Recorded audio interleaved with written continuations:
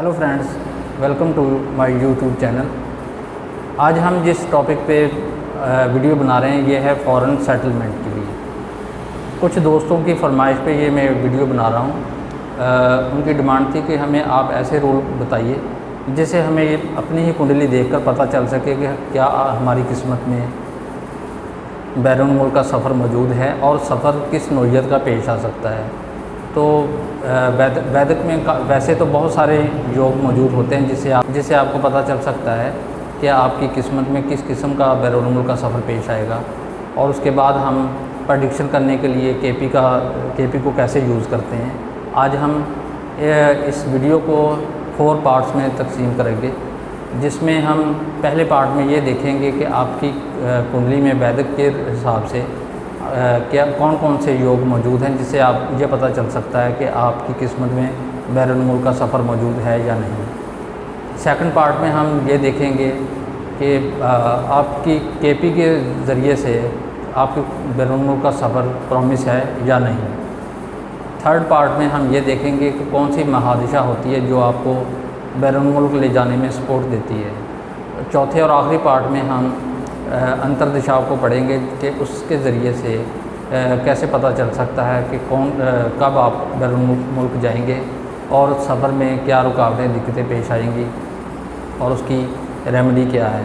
तो ये चौथे और आखिरी पार्ट में हम बताएंगे।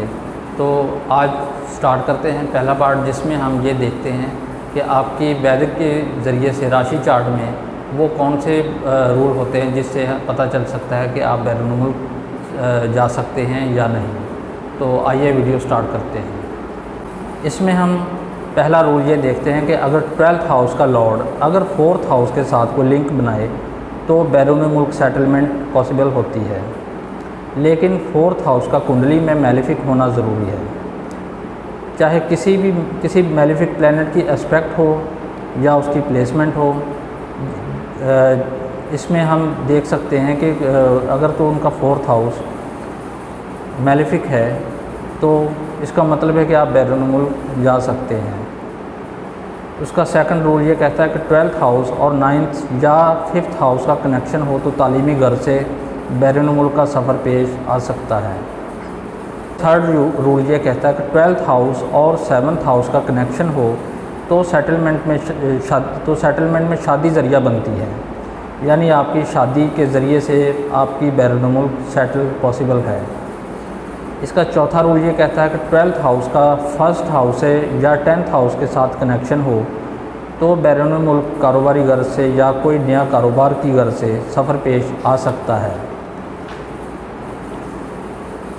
पांचवा रूल ये कहता है कि 12th हाउस में लगन लॉर्ड या राहु, सैटर्न या मून हो तो भी बैरून मुल्क सफ़र पेश आ सकता है। अगर D1 में कोई योग नहीं बन रहा तो आप D9 में भी इन 5 योग में से कोई एक योग देख सकते हैं। वैदिक में हम ये चेक कर सकते हैं कि आपकी किस्मत में क्या वो योग मौजूद हैं जिनके ज़रिए से आप बैरून मुल्क जा सकते हैं, या आपको बैरून मुल्क PR नेशनलिटी जब वहाँ की शहरियत मिल सकती है।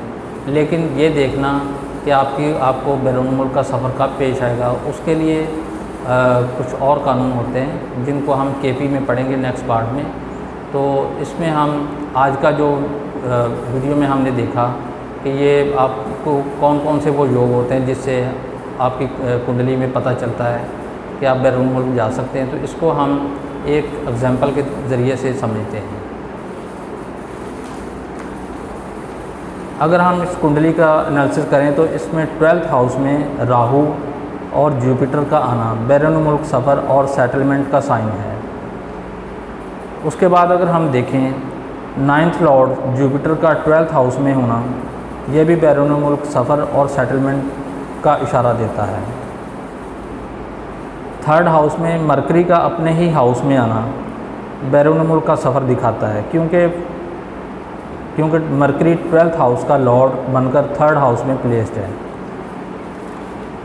तो दोस्तों, हमने इस चार्ट में देखा कि इस कुंडली में 3 किस्म के ऐसे योग हैं जिनसे हमें पता चला कि इन साहब को बैरून मुल्क का सफ़र पेश आ सकता है और इनको बैरून मुल्क सेटलमेंट भी मिल सकती है। आपको ये मेरी वीडियो कैसी लगी, तो नेक्स्ट पार्ट में हम इसका अगला हिस्सा देखेंगे, जिसमें हम KP के थ्रू चेक करेंगे कि आपकी किस्मत में वो कौन से योग होते हैं, वो कैसे चेक करते हैं, वो इंशाल्लाह नेक्स्ट पार्ट में हम देखेंगे। आपको अगर मेरी ये वीडियो पसंद आई है तो इसको लाइक कीजिए और मेरे चैनल को सब्सक्राइब कर लें, ताकि आपको अच्छी से अच्छी मालूमाती वीडियो मिलती रहें। नेक्स्ट वीडियो तक के लिए इजाज़त दीजिए। शुक्रिया। अल्लाह हाफ़िज़।